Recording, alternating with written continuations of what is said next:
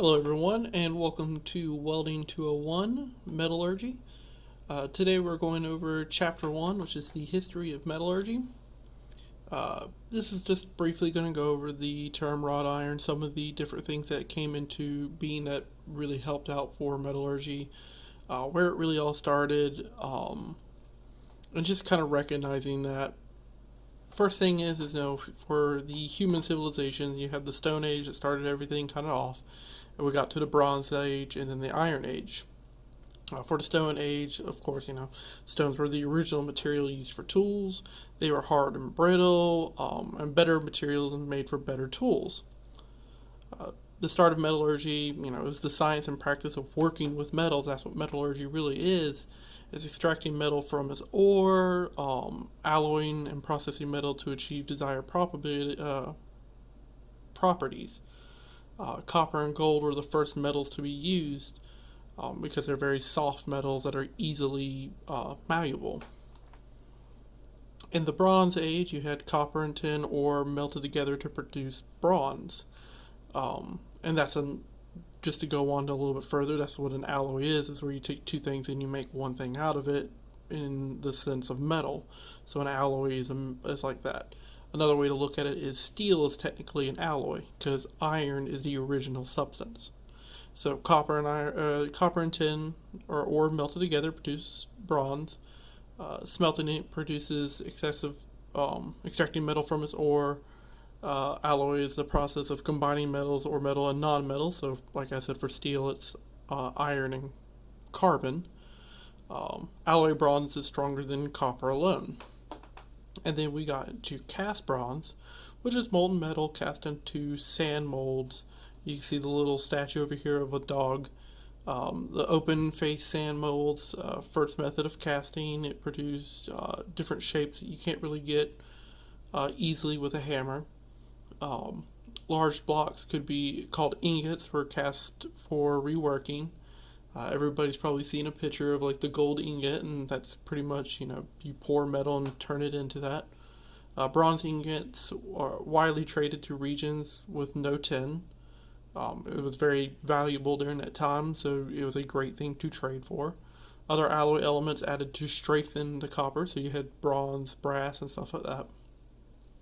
And then we get into the Iron Age, and first iron products made from meteorologic iron are very rare and high priced. Smelting iron ore began around 1200 BC. Iron ore, charcoal, and limestone are heated to produce iron metals. More complex than smelting copper, obviously. It requires a lot more heat and a lot more finesse to get it just right. There's multiple steps that are needed. It takes longer times at higher temperatures. Difficult to completely remove slag. For those who are doing welding, you understand what slag is, and it's the very same thing when it comes to actually making metal. There is still slag involved. Wrought iron was smelted iron forged repeatedly to drive out slag. Produce stingers of iron metal called blooms. Blooms forge into usable tools. Wrought iron has a low carbon content, and bloomers were the earliest furnaces for smelting iron ore. Wrought iron and true steel. So, produces Wootz steel by melting in small crucibles. Crucibles is how you can get a lot more pure steel and stuff like that. The higher quality iron was slag free. You could get slag that was floated to the surface and could be easily separated from the metal.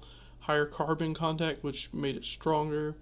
And it would give you your first true steel. And one of the most famous that a lot of people hear is Damascus steel. Here's a picture of what Damascus looks like with all the little grooves and stuff like that, kind of like if a tree was made out of metal. Cast iron, or the third form of iron, is made using blast of air to increase furnace temperatures.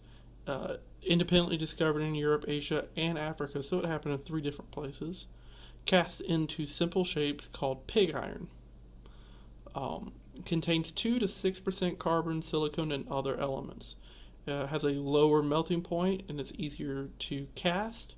It's harder and more weather resistant than wrought iron, but cast iron has the big deficit that it's very easy to break. So it's very brittle. So the earliest metallurgy writings was in 1556. Um, the early reference work on metallurgy is known for metals, first to cover every aspect of metallurgy, which is uh, prospecting, mining, smelting, and working it. Carbon is the most important alloy element in iron. Um, with lower levels, you make wrought iron. With higher levels, you can increase the strength and the hardness. And at very high levels, which is when you start getting your cast irons, it becomes more brittle. One of the things that you need to understand that uh, hardness and brittle kind of work hand in hand. Typically, the harder something is, the more brittle it is. So just remember that. And if you want to think about that, the hardest material out there is diamond, but you can hit diamond with a hammer and shatter it. Um, Iron and steel in the New World. So first ironworks in the New World was installed in Massachusetts. Tools and equipment are made from bog iron. Uh, Sulfur present in high levels in bog iron or came from the marshes, i.e. the bogs. And higher sulfur content makes it crack during forging. The Industrial Revolution of metallurgy. The Industrial Revolution is where we got a lot of the stuff that we do nowadays. Metal, especially steel, permitted industrialization.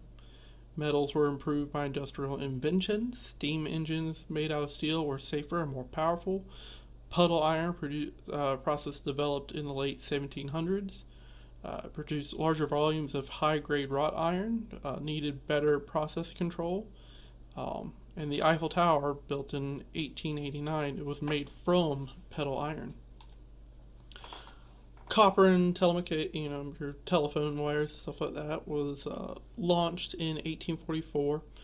It was created the need for copper wire. So remember, metallurgy is the reason why we even got copper wire, which is in a lot of your electronics now.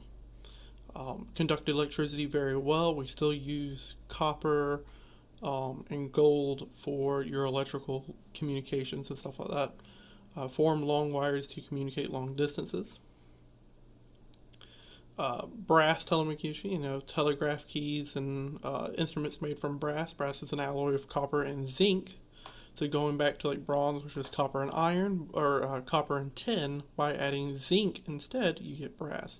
It was easy to cast, easy to form, easy to machine, and stronger than copper. Prensmein's converter, I can't really say the name, was patented in 1856 by Henry himself. Changed liquid pig iron into steel. Blows air through the high carbon iron. Oxygen reacts with the carbon, producing carbon monoxide and heat. Many other impurities are also removed, and it's very rapid. Cost of steel greatly decreased because of this, and applications of steel greatly increased. This is really the turning point for steel, and when the Industrial Revolution really boomed.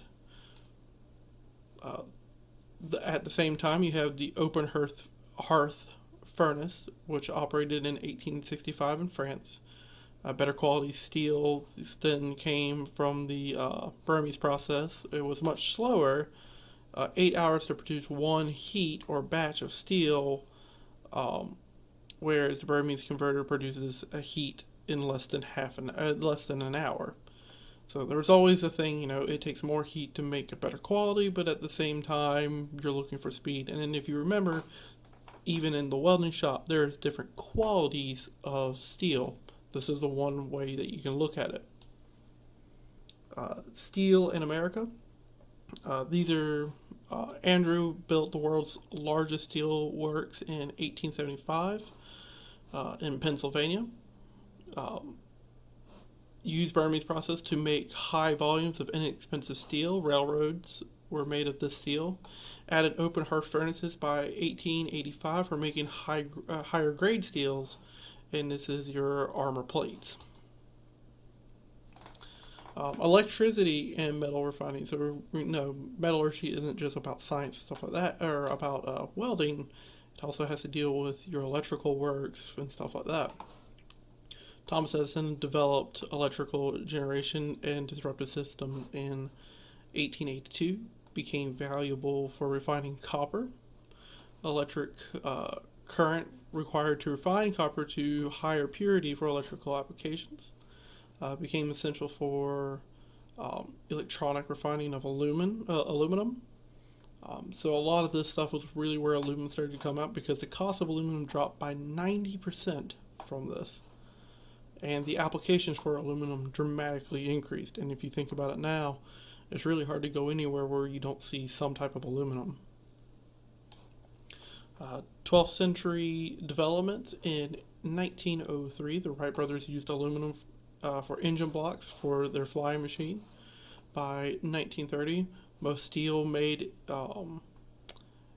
was integrated in steel mills. Iron ore for Upper Great Lakes, metallurgy, coke produced from the coals. So if you want to understand what the coke is, it's a type of powder that you put in there to help bring out your impurities, like your slag and stuff like that. Limestone has that property as well. And by doing that, it heats up to 400 tons. Your basic oxygen furnace, or your BOF, in 1952, Australia installed first basic oxygen furnace, adopted in Europe, rebuilding steel making after World War II. It's essentially the Burmese converted using pure oxygen instead of air, so that's one of the big things, is that air has a lot of other impurities, including something like carbon. So if you're trying to control your carbon intake and you're adding carbon dioxide and monoxide from the air into it, you're changing it. So having pure oxygen helped it. It's much faster and more efficient than the open hearth, which once again we said it made better steel, but it was really slow. U.S. steel makers did not adopt processes until 1964, so almost 12 years later, but we got there. Continuous casting was the first commercial continuous cast steel was in 1967. In the following 40 years, mostly replaced traditional large ingot casting, because if you can just constantly make continuous steel production, then you don't need to make ingots and then forge it out. The electric air furnace, or electric arc furnace, this one is actually, I believe, used in Colombia. In 1969, the first commercial electric arc furnace, charged only with scrap steel, went into production. Led to smaller scrap mills called mini mills. The use of electric arc furnaces fired with steel scrap built throughout the United States. Many mills today produce nearly 70% of the U.S. steel. And hopefully we'll have a video on this later on if I can find one. But essentially, it's like taking 3 welding rods and stuff like that and welding into a puddle of metal to bring the slag out of it and make it more pure and make everything more molten. It's really cool. Aluminum cans in 1957. I don't even know how to say that. Built aluminum beverage can production lines. And I mean, this is the start of like Pepsi and Coke and stuff like that with their aluminum cans. Aluminum sheet easier to form than steel. Aluminums are lighter, reducing shipping costs, and aluminum cans come to dominate the beverage market. I mean, you can't go to any store now where you can't find some aluminum can. So recent developments are direct reduced iron. Reduction used methane, carbon monoxide, and hydrogen to remove oxygen from iron ore.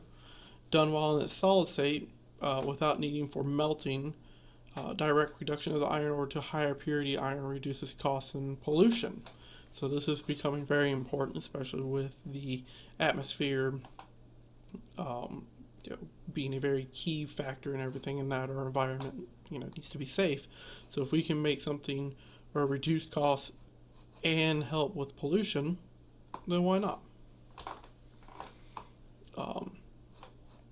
Another one is additive manufacturing, also known as 3D printing. A lot of us know about this. Instead of having to forge out these parts, you can actually have a computer use a laser or some type of striker or something like that and actually make the parts that you need, and that helps reduce work time and stuff like that. Another one is nanomaterials. Engineer materials with extremely small particle size offer new material behaviors. Nanoscale properties have high surface to volume ratio, and surface properties can be quite different from bulk materials. I hope everybody learned something from this. I will have some questions up for Chapter 1 in a little bit, and you have a good day.